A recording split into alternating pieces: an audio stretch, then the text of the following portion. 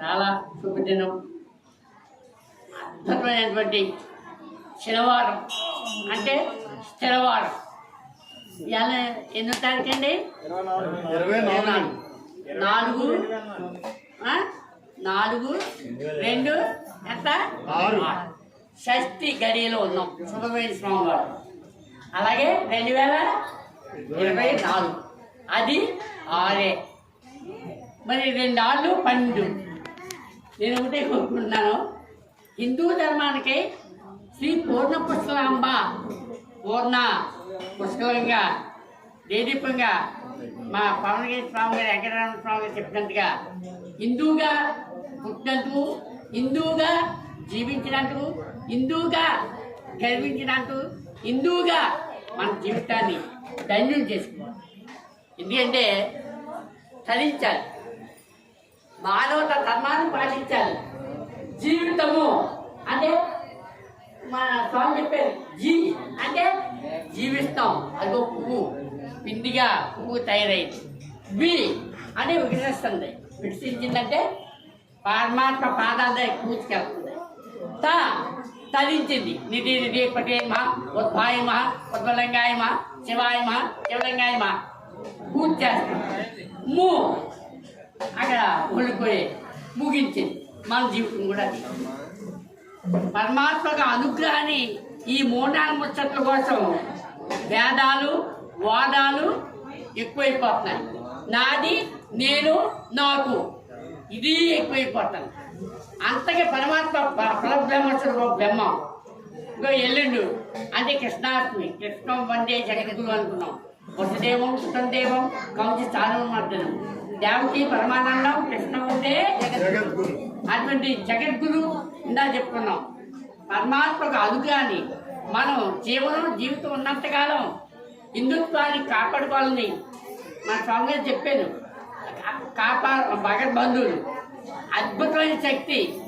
అలాగే ఎంతోమంది గొప్పవారండి ఇంకా కొన్ని గ్రామాల్లో పరమాత్మగా విలేజ్ అనేక గ్రామాలు వెళ్తూ హిందూ ధర్మాన్ని కాపాడుకోవాలని మన స్వామి అయితే అడతేగల్లో పవనగిరి కొండ పైన అమ్మవారు ఆంజనేయ స్వామి అనుగ్రహంతో నియమించుకున్నాను. నేను ఆ ఆశ్రమం చూర్ణ వాయువు అన్న గుండెల్లో నియమించుకున్నాను. పరమాత్మ అన్వేషణ భగవంతుడు ఎంతవరకే దాచిపెట్టి అంతవరకే స్వామి ఇస్తారు. అటువంటిది నేను స్టార్టింగ్లో నాకు ఇంకా ఏమంటారు కాదు కానీ నా కార్యక్రమం అంటే మనం చేసే కార్యక్రమానికి అసలకి వైభవ వ్రతానికి ఈ శ్రావణ మాసంలోనే దగ్గర 20 సంవత్సరాలు వస్తుంది. స్వామి వచ్చి ఆయన ముచ్చాలంటే అప్పుడు ఎంత యువకులు. నేను అప్పుడు బాగా ఉండేవాడిని. ఇప్పుడు జిహ్వ దగ్గర అవుతుంది.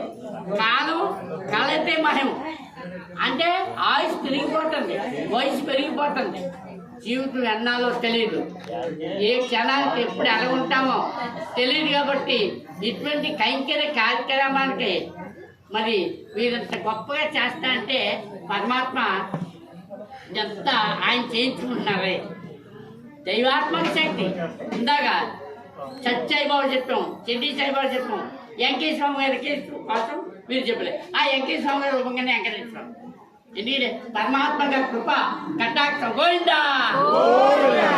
ఎవరు అంటే ప్రసాదం ఎక్కడండి? నిత్యానందకరి వరాభైకరి నిత్యానంద పూర్ణేశ్వరి. ఈ వెంకటేశ్వర స్వామి ఆశ్రమంలో భగవంతుడుగా తిరుమలలో అంత గొప్పగా చేస్తే, అన్నవరం ఇంకా గొప్పగా చేస్తే, మరి అనేక చోట్ల అన్నప్రసాదాలు చేస్తే మన పరిధిలో మన దగ్గరలో వెంకటేశ్వర స్వామి 7 కొండల భావితో ఇక్కడ అన్నప్రసాదం జరుగుతుంది. స్వామి మీకు మీ కుటుంబాలకి ఆయురారోగ్యాలతో సంతోషాలతో నాలో ఉన్న సాధన మా పవనగిరి గురువు గారు చెప్పారు కాబట్టి గొప్ప. చెప్పేదని పొంగిపోని తిట్టేదని పొంగిపోతే లాభం లేదట. నిన్నే చెప్పేవారు సిద్ధాంతి. ఏమని? గురువు మీ స్థానం మీదే అని. భగవంతుడి కృపా కటాక్షాలు. నేను ఇలాగే పోతాను, అందరితో కలిసి ఉంటాను, అందరితో మాట్లాడుకుంటాను. షీ అన్న వస్తాను, షో అన్న వస్తాను. కాబట్టి ఆ భగవంతుడి కృపా కటాక్షాలు అందరికీ మరొకసారి ఎవరెవరు కష్టాలతో నష్టాలతో బాధలతో బెంగలతో భయాలతో ఉన్నారో అవన్నీ నివారణ అయిపోవాలని మతం దర్శించాలి, ధర్మం వర్తిల్లాలి. అదే నా జయం. ఆ భగవంతుడి కృపా కటాక్షాలు మరొకసారి వ్యవసాయాలు కానీ వ్యాపారాలు కానీ ఏ వృత్తి చేస్తానో ఉద్యోగాలు అన్ని అభివృద్ధి చెందాలని చిన్న శ్లోకం చెప్పించి నేను ముగిస్తున్నాను. ఓం శ్రీ అచింకేయ ప్రమేయాత్మ విశిష్ట శిష్ట కుర్చి సిద్ధార్థ సిద్ధి సంకల్ప సిద్ధిద సిద్ధి సాధన. జై శ్రీమన్నారాయణ, జై శ్రీమన్నారాయణ, జై లక్ష్మీనారాయణ. ఓం నమ శివాయ, ఓం నారాయణ, ఆది నారాయణ.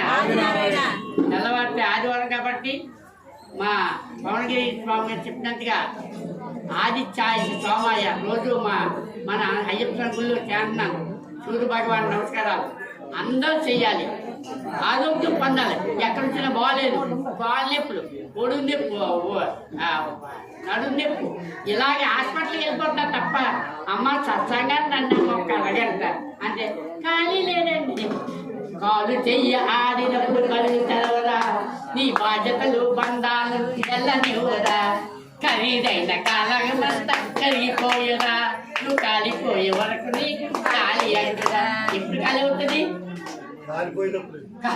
ఖాళీ అవుతాం.